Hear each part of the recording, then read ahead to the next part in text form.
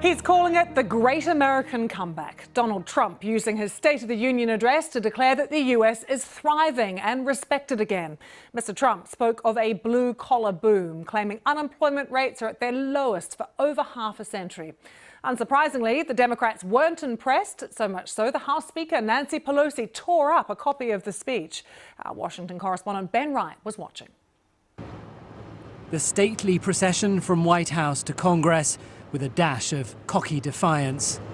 President Trump headed to Capitol Hill to make his third State of the Union address. Madam Speaker, the President of the United States. In the same chamber where 7 weeks ago he became only the third president to be impeached. And Donald Trump seemed to snub the handshake offered by Democratic House Speaker Nancy Pelosi. With the Senate poised to acquit him on Wednesday, this is a president now firmly focused on his re-election. Jobs are booming, incomes are soaring, poverty is plummeting, crime is falling, confidence is surging, and our country is thriving and highly respected again.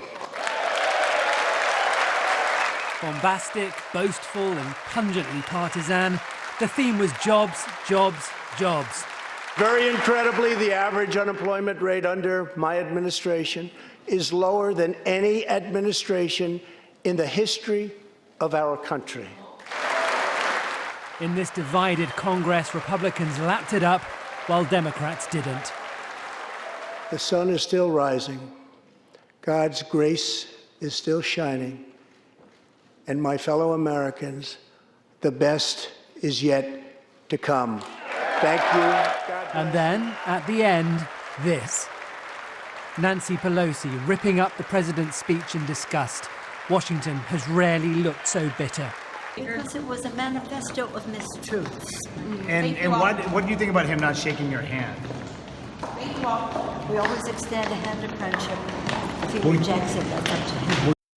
And the partisan divide will only deepen later today when, as everyone expects, the Republican-led Senate clears President Trump of abusing his power and obstructing Congress.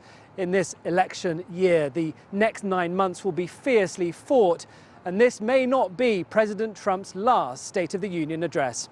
Ben Wright, BBC News, Washington.